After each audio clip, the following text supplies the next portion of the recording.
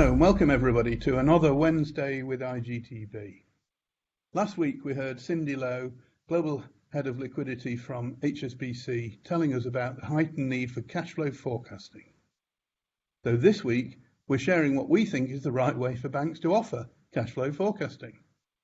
It's a key way for banks to give value-added services to small and medium-sized and maybe slightly bigger corporate customers. With me I've got a couple of guests. Mike Rayfield, transaction banking subject matter expert and former banker with HSBC and Lloyds, based in London. Mike, hello, hi. Yeah, hi. Hello, everybody. Thanks, Mike. And Ron Wanink, product manager for cash flow forecasting, also working with us in IGTB, and he's based in Amsterdam. Hi, Ron. Hey, Phil. Mike, I think you said you wanted to start this show and tell at the end. That sounds intriguing. Yes, Phil. Yeah, I thought it'd be interesting if we started at the end or the outcome of cash flow forecasting and show the reason it's a good idea and about how we can make good use of data.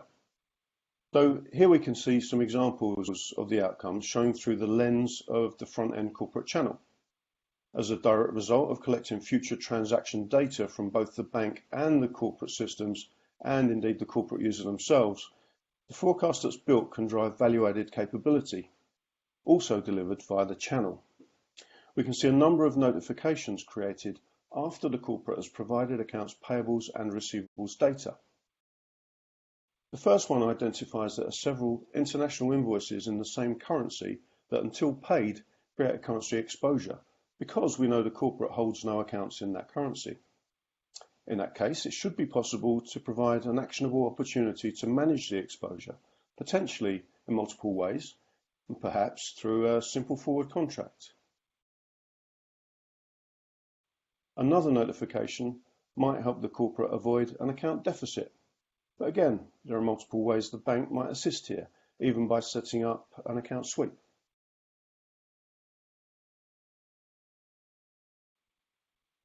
Other simple examples might be the identification of a new payee and using their details to create a payee in the channel, or pre-preparing a payment instruction where the payee and the invoice details are already known to the channel.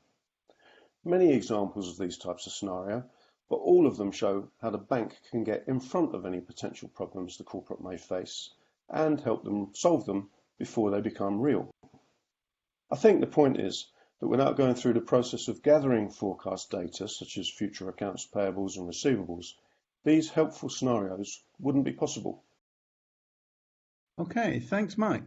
So it's clear we can drive some great opportunities for the bank to inject itself in genuinely helpful ways.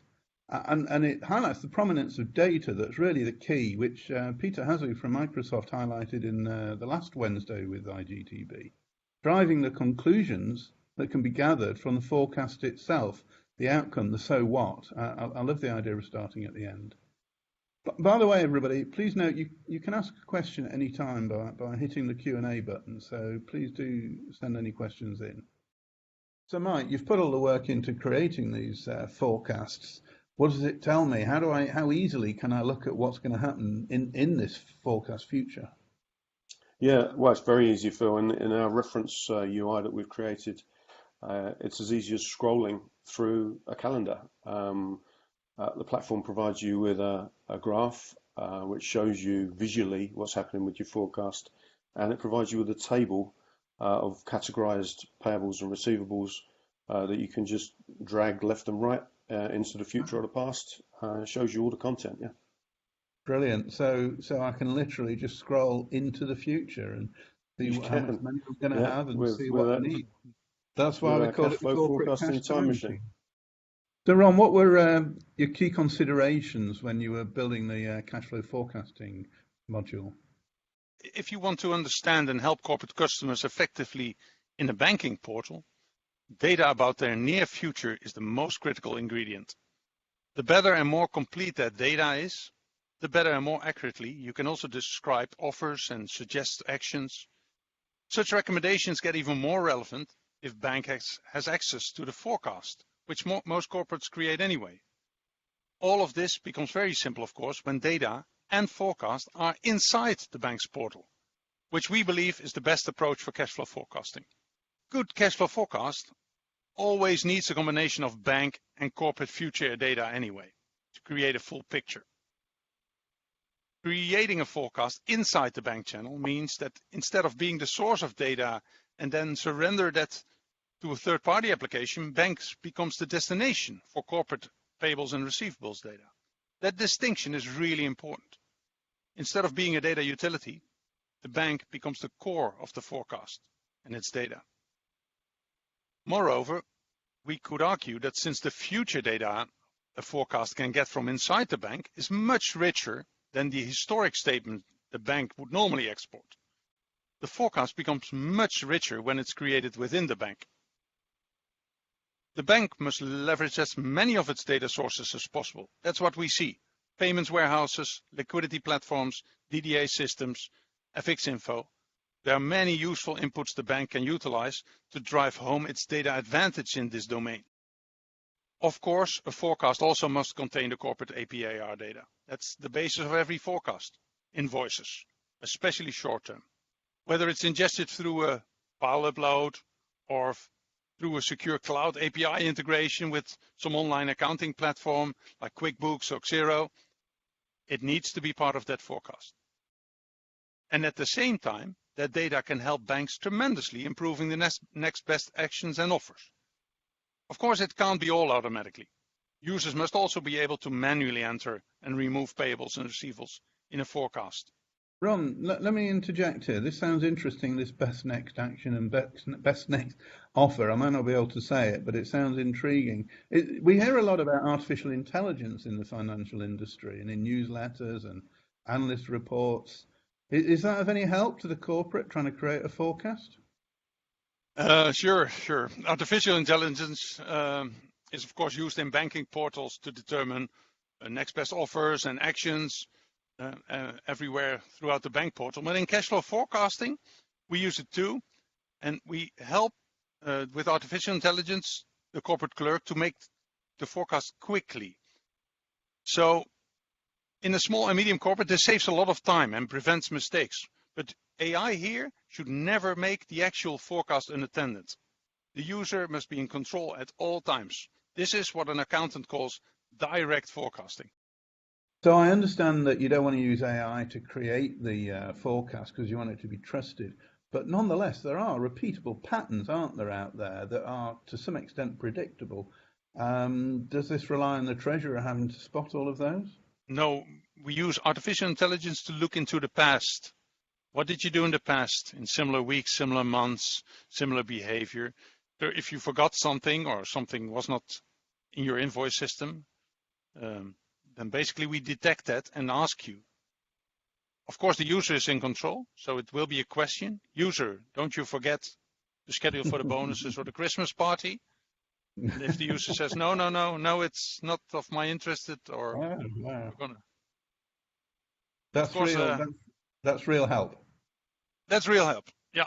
Trusting forecast data is especially important also for the bank. If they use this data to drive next best offers and actions, it needs to be trustworthy. Examples we've seen, like the FX exposure and the account deficits, are terrific examples where trustworthy data, and Mike showed you a few minutes ago, drives actions and offers in a banking portal. That sounds very important. So if the bank's got access to forecasts with future payables and receivables, presumably it can create all sorts of opportunities, identify issues, even resolve them, maybe even before they occur, anticipating them. It seems to me that banks then are really holding very valuable data, and if they can combine it with the corporate data, well, it's a win-win all round for the banks and the clients. It sounds wonderful, but if I'm a bank with a portal, how do I attach this into this? Mike, let me come to you. Yeah, that's a great question, Phil. Thanks. This is a complex area for the banks, and I think our audience will have had some common experiences with infrastructure, which is a combination of old and new, proprietary and vendor supplied, together with maybe an ongoing strategy to move to a defined target architecture. So the best way for me to answer the question is probably for me to tell you that there's a number of key areas that the bank should consider when looking at the marketplace. It's a bit like a shopping list or a recipe. The key ingredient for bringing cash flow forecasting into the portal is probably flexibility, since we already know that the bank will have many possible integration points, some of which will be subject to some hard limitations. So a solution that can accommodate multiple integration patterns is always a good idea. It goes without saying, I guess, that an API and microservices-based solution will help with integrations internally and to those to the outside world, like online ERPs. And you also need a solution that's cloud native, providing scalability for what can be a very large corporate user estate. And that has its own extension points that can be realized without vendor lock-in. On the softer side, let's not forget about the importance of seamless UI integration. White labeling, needing to match style guides, the bank's chosen tone of voice, flexible UI framework is probably an imperative. And lastly, as Ron mentioned, you need a partner that knows both banking and cash flow forecasting, probably not just one or the other. Mike, let's say a bank now has the ability to leverage the future payables and the receivables data and drive meaningful engagement through cash flow forecasting. So let's talk about the marketplace. Do we believe that cash flow forecasting is a sweet spot in the corporate marketplace? And what are the things that influence that? So we put a lot of thought into this subject, and along the way we considered the needs on both the bank's side and of their corporate clients. So on the bank side, we continue to see that perhaps I'd say 75% of the RFPs we get ask about services aimed at the SME segment. And it's very clear to us that most banks feel like they need to respond specifically to the needs of this strategically important segment. And then if looking at the corporate side, we already know that large corporates are normally self-sufficient in cash flow forecasting. They have customized ERPs or TMS platforms. So it's difficult to see how the banks can easily inject themselves there. Conversely, the small and medium-sized corporates are a great fit for a number of reasons. First of all, we know that many of them still struggle to create forecasts, trying to accumulate and aggregate data and create forecasts, usually in spreadsheets. These corporates are smaller, so they also tend to be much more sensitive to cash flow itself. So solving the cash flow issue for them is a huge win. And they're time poor. They have fewer people, can't dedicate time to cash flow forecasting. So simplifying the process will create a really strong engagement with them. And again, switching back to the bank, on the operational side, SMEs that have an accounting platform would probably use one of the lighter online versions, which typically expose APIs for integration purposes, which is great for getting the bank to acquire the accounts payables and receivable data, removing the need for any on-site teams or heavy implementations. So the result of these factors is really a happy coincidence of customer need and potential solution, ultimately combining to deliver increased engagement through next best offers and next best actions. Yes, and I think the traditional reticence of organizations to share data, now they can see the value they're going to get from that data, especially at the smaller end of the business spectrum and corporate scale, is really coming to the fore. And I think that's an evolution in banking. Ron, let's come back to you. I'm going to put you on the spot. So Niels Bohr said forecasting is difficult, especially when it's about the future. In that spirit, I'm asking you, Ron, what's your forecast for the future of cash flow forecasts? Bill, I think we see cash flow forecasting become integral part of a banking portal because of the benefits for both bank and its small and medium-sized clients at the same time. Actually, I see this as a broader trend for SMEs, where accounting and banking services merge together towards an integrated corporate finance proposition. Next to that, we are working with banks continuously on their ambitions of more relevancy and more profit, continuously finding new and better ways to drive contextually the interaction. And now also with the data, this describes the near future of the clients, which is of obvious help in doing that. If you understand a little bit what's going on next week and next month in the corporate.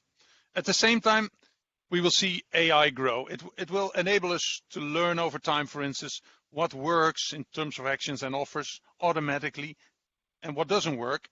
So we can optimize towards the ones that benefit both corporates and bank. As a summary, I guess exciting times in a dynamic world, even without all the corona around us. So definitely that's my take of the future, Phil. Great, thanks, Ron. As you say, as if life wasn't exciting and interesting enough already. I mean, that sounds a real development, a real change in what's happening. And with that, I'd like to draw this webinar to a close. The recording will be made available and online at igtb.com/Wednesdays, where you'll also find details of other webinars in this series. Thank you again from all of us. Thank you to the audience. Thank you for the questions. And we'll see you at another Wednesday with IGTB.